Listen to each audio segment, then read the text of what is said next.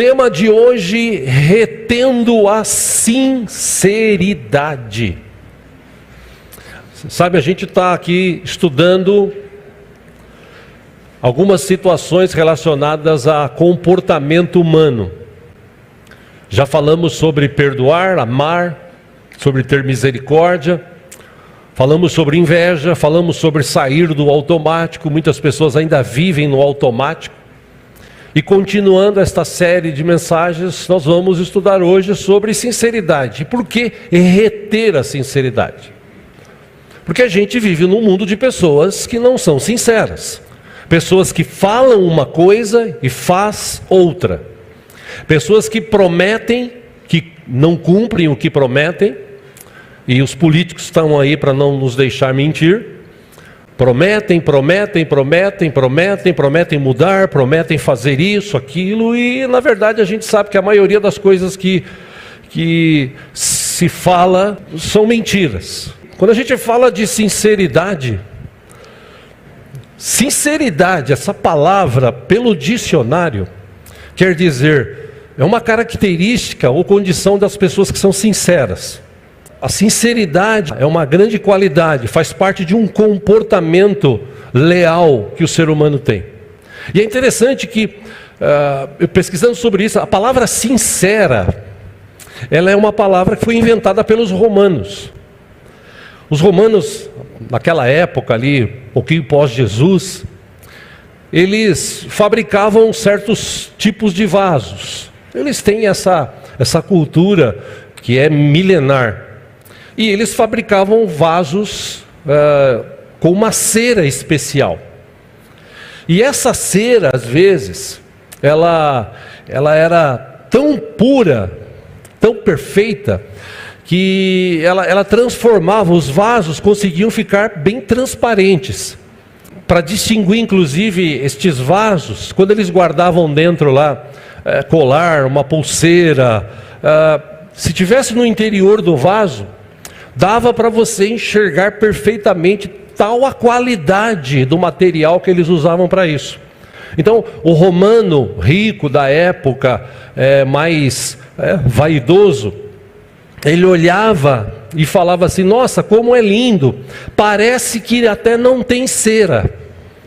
Então, essa palavra sincera, ou sinecera, que é uma palavra italiana, queria dizer sincera. Então, sinceridade, sincero, é uma palavra da pessoa, uma qualidade, na verdade, de uma pessoa que não tem cera, que não esconde. Porque antigamente, também na fabricação de móveis, fabricação de guarda-roupas, mesas e tal, eles usavam também uma espécie de uma cera que tampava as imperfeições que tinham na madeira.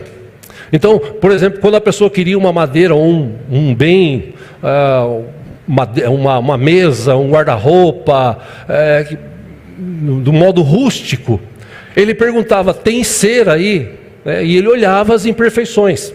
Mas os construtores passavam esse tipo de cera, que tiravam as imperfeições das madeiras e tal.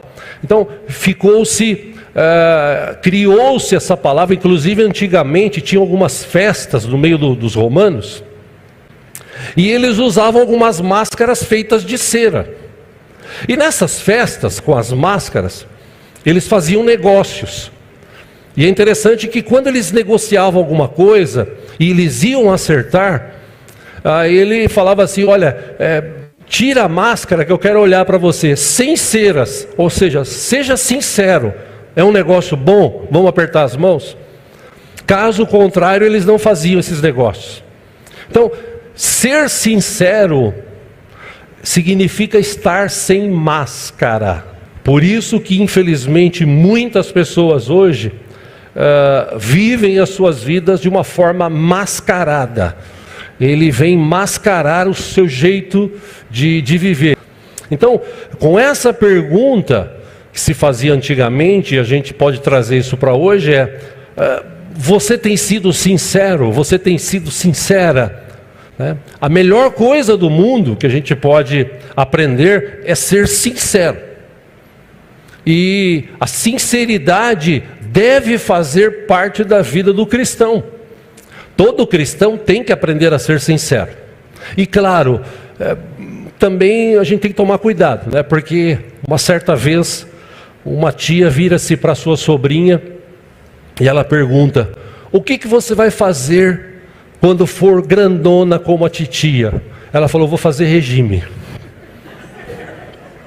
Vivemos numa época de gente que tem falta de sinceridade, de gente hipócrita, de gente que mente, de gente que trapaceia.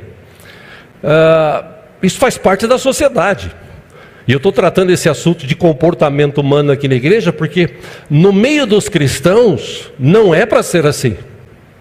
E infelizmente nas igrejas por aí, Brasil afora, mundo afora, nós estamos convivendo com várias pessoas que são mentirosas, que pintam uma situação, mas não estão vivendo aquilo. Gente que fala pelos cotovelos, fala mal, que critica, e depois na frente, eu não sei se você já passou por isso, você vai conversar com alguém, a pessoa te dá um abraço: ô querido, já falei aqui, mas eu vou repetir, falei no passado. Uma vez eu estava indo para o Tremembé, que eu trabalhava numa loja de fotos, eu era gerente lá, e no caminho eu ia ouvindo uma rádio aqui de São Paulo, que tocava algumas músicas antigas e tal, na parte da manhã. E um belo dia, o cara que estava fazendo o programa, alguém ligou lá e falou: opa, tudo bem e tal, que música você quer ouvir? Quero ouvir a música tal, tal. Aí, legal, vou tocar para você. Aí ele fala, o ouvinte fala para o locutor: ô queridão, muito obrigado por você. Ele falou: pô, pera um pouquinho. Queridão não, né? Você nem me conhece. Porque é uma forma que as pessoas falam: ô querido, e por trás está falando de você. Nós precisamos ter sinceridade, precisamos ser sinceros. E se você ler a Bíblia, você vai entender o que eu estou falando. Nós vamos ver alguns textos que falam sobre sinceridade. Seja sincero.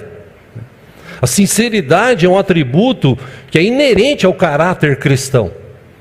Todo cristão tem que aprender a ser sincero, a reter a sinceridade.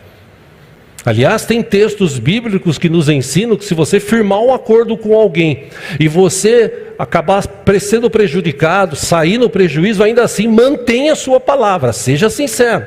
Vamos ler aí no livro de Jó, no capítulo 2.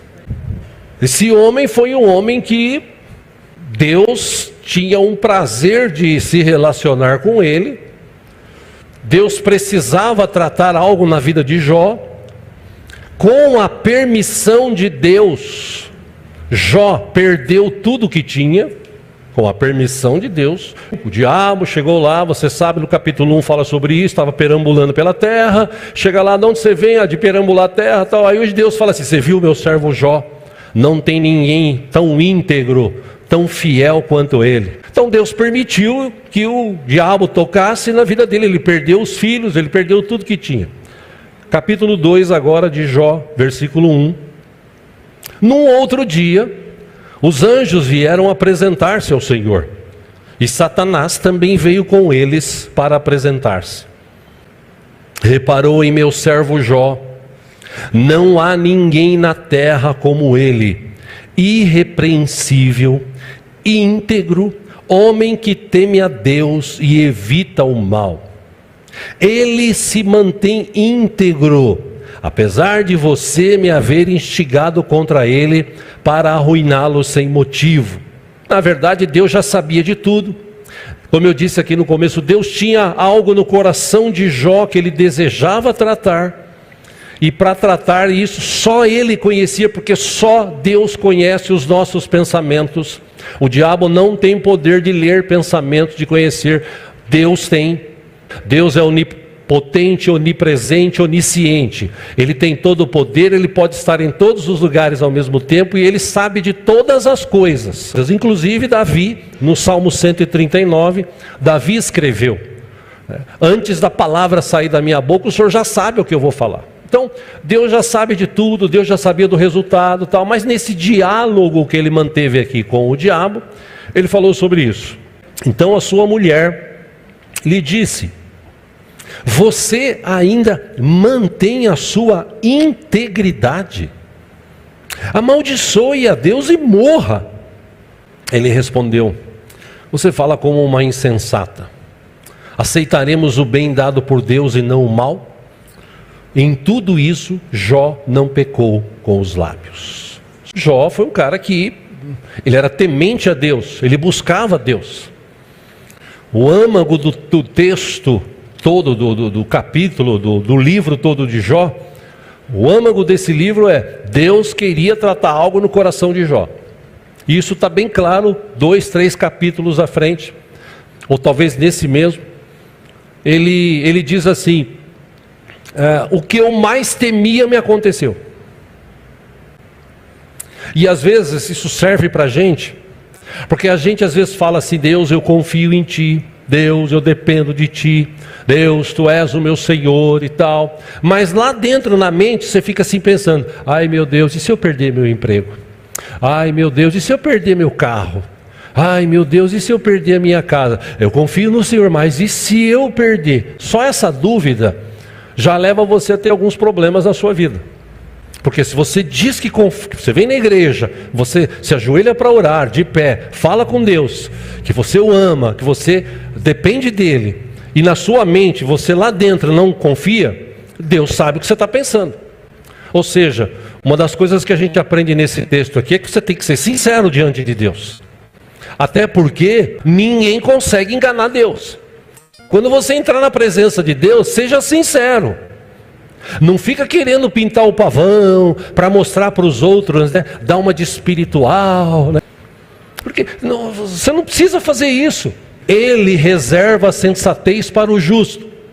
Como um escudo protege quem anda com integridade. Como um escudo protege quem anda com integridade. Por quê? Pois guarda a vereda do justo e protege o caminho dos que lhe são fiéis. Seja sincero diante de Deus hoje e ore e fala assim: Senhor, eu quero confiar plenamente em Ti, me ajuda, meu Deus, tira todo o pensamento mal da minha vida. Filipenses 4:8, tudo que é bom, tudo que é de boa fama, tudo que é legal, pense nessas coisas, pense em coisa boa, seja sincero diante de Deus. Você está triste? Chega diante de Deus e fala: Deus, eu estou triste, Deus, tira essa tristeza do meu coração. Seja sincero. Porque a sinceridade vai mexer com o coração de Deus. Ele vai nos perdoar, Ele vai nos libertar, nos tratar, e Ele há de nos abençoar. Amém? Crê nessa palavra?